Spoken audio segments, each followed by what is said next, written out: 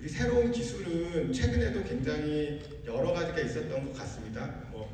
저기 블록체인이나 또 비트코인, 웹3 이런 여러 가지 기술들이 있었는데 어떤 분들은 그 기술에 대해서 아직도 굉장히 큰 의미를 두고 있지만 또 많은 분들은 이제 그런 기술은 한때 유행으로 좀 지나간 것이 아니냐라고 좀 생각을 하고 있기도 한데, 그러면 이 생성형 AI는 어떨 것인가? 한때 유행으로 지나갈 것인가? 아니면 시대를 바꾸는 패러다임을 변경시키는 그런 기술로 자리 잡을 것인가? 하는 것들이 조금 고민이 되지 않을 수 없습니다. 그래서 그거는 여러 의견들이 이제 나뉠 수는 있을 텐데, 제가 이제 주목을 하는 것들은 생성형 AI가 지금 만들고 있는 애플리케이션 영역에서의 의미 있는 결과들이 나오고 있다는 부분입니다. 우리가 비트코인이나 블록체인은 가능성은 많이 보여줬지만 실제로 유용한 어플리케이션을 만드는 데는 그렇게 성공적이지 못했던 부분들이 있거든요.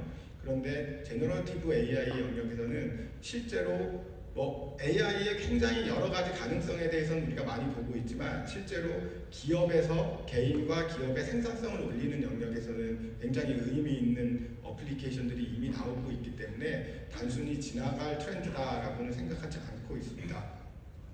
그래서 이제 전 세계 거의 모든 빅테크, 거의 국가의 힘을 실어가지고 이렇게 지금 전 세계가 도전을 하고 있는데요. 이게 이제 아마 챗GPT를 쓰신 분들은 이런 형태의 제너러티브 AI에 되게 익숙하실 겁니다. 이거는 저희 이제 하이퍼클로바에서의 대답인데요. 어떤 질문을 요청하면 그거에 대해서 문장을 만들어주는 기능들, 이런 것들은 이제 챗GPT나 혹은 저희 클로바 X를 통해서 여러분들이 많이 접할 수 있는 AI의 기술인 거고요. 그거 말고도 굉장히 많은 다양성들이 있습니다. 영어로 된 논문이나 이런 것들을 입력을 하게 되면 그거를 한 5줄 정도로 요약을 하는데 한국어로 번역을 해서 요약을 하는 기능들, 그 다음에 또 요즘에는 소프트웨어 개발에 굉장히 많은 에너지와 노력이 드는데 이제 AI가 우리가 이런 코드를 짜줘 라는 명령어만으로 코드를 짜주는 기능들, 이런 것들은 굉장히 지금 많이 완성도 있게 올라가 있는 상태이긴 합니다. 실제로 어떤 보고서에 따르면 이렇게 코드를 만들어주는 AI 기능을 이용하면 개발자의 생산성이 50% 이상 올라가는 것들을 알 수 있고요. 또 저는 개인적으로 약간 주목하는 점은 노동의 질이 조금 바뀌는 것들입니다. 코드를 짜는 과정에서도 지루하고 반복적인 부분이 있을 수 있고요. 어떤 부분은 굉장히 창의적이고 또 재밌는 부분이 있을 수 있는데, 이렇게 AI가 특히 이렇게 효과를 발휘하는 쪽은 지루하고 반복적인 부분에 대해서 살짝 변형을 통해서 원하는 요구사항을 맞춰주는 코드, 이런 것들을 만들어주고, 실제 능력 있는 우리 엔지니어 개발자들은 굉장히 창의적이고 핵심적인 부분에 집중할 수 있다는 것들이 굉장히 큰 의미가 있고요.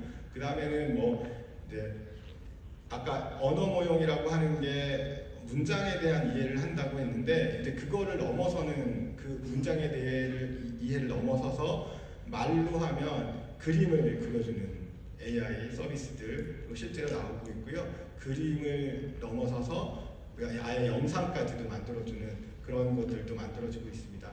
이런 이제 어플리케이션들이 굉장히 다양하기 때문에 지금 거의 전 세계에 있는 모든 기업들이 이 생성형 AI를 이용해서 어떻게 자신들의 분야에서 혁신을 이뤄낼 것인가 라고 하는 것들이 주목을 받고 있고요.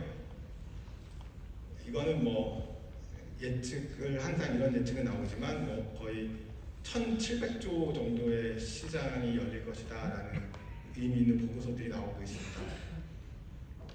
그래서 제가 첫 번째 드리고 싶은 말씀은, 이 생성형 AI는 지나가는 잠깐의 유행이라기보다는 어떤 기업의 생존을 위해서 또 혹은 성장을 위해서는 선택이 아닌 필수 요소다라는 말씀을 드리고 싶고요.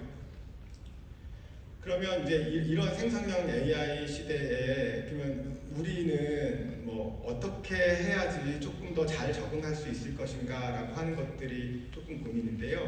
이제 역사적으로 뭐 제가 그렇게 오래 살진 않아서 긴 역사는 모르지만 인터넷과 관련되어 있는 역사에서는 이제 그 훌륭한 플랫폼이 나오게 되면 그 플랫폼 위에서 다양한 어플리케이션 생태계들이 만들어지는 것들을 볼 수 있습니다.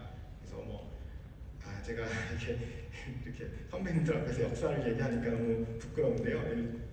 뭐 이렇게 PC라는 게 처음 나왔고 저는 이때 중학생이었는데요.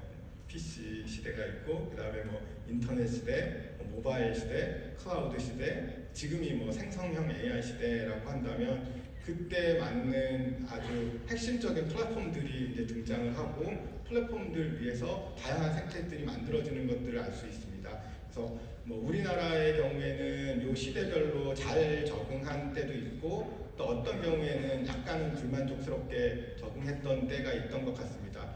뭐 기억하기로 뭐 인터넷 시대라고 하면 90년대부터 이제 웹이라는 것들이 만들어지면서 열렸는데 그때 뭐 탄생한 기업이나 이런 것들 여러 가지 기업들이 많은 시도가 있었지만 네이버가 역시 그때 시작한 때로서는 굉장히 의미 있는 역할을 했고 그 당시 한국어 콘텐츠가 인터넷상에 부족했던 때에 적극적으로 그 웹 콘텐츠를 만드는 전략이나 이런 것들로 어쨌든 대한민국의 인터넷 생태계를 약간 풍부하게 하는데 많이 기여를 했다고 생각을 하고 그거 네이버가 이렇게 검색 엔진과 커머스를 지켰기 때문에 한국에 있는 또 더 많은 기업들이 생길 수 있었다라고 생각을 합니다. 그 다음에 2007년도에 이제 모바일 시대로 이제 애플이 열어낸 모바일 시대에서는 조금 아쉬운 부분은 저희가 삼성전자에서 굉장히 좋은 디바이스를 만들어내긴 했지만 이렇게 그 시대의 플랫폼이라고 할 수 있는 OS나 뭐 저희가 웹 앱스토어 같은 것들에 대한 것들은 저희가 조금 주도권들을 많이 잃었고요. 그래서 단순히 이제 그 앱스토어에 뭔가를 이렇게 제공하는 단순 제공자의 역할로 우리나라의 이제 IT 기업들의 역할이 조금 축소되기도 했습니다.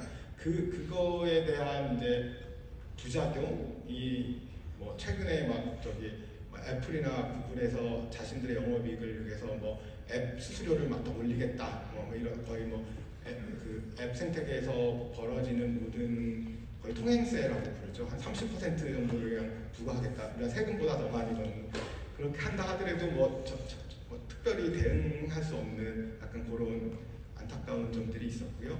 뭐 클라우드 시대는 거의 저희는 굉장히 약간 늦게 출발했습니다. 네이버 클라우드 같은 경우에는 이제 아마존이나 이런 빅테크들이 출발하고 나서 한 4, 5년 정도 지나서 사업을 시작했기 때문에 시대의 흐름을 많이 놓치기는 했고요. 그래서 실제 지금 뭐 우리나라의 시장 점유율 같은 걸 보면 이제 저기 아마존 외산이 압도적인 1위를 차지하고 있습니다.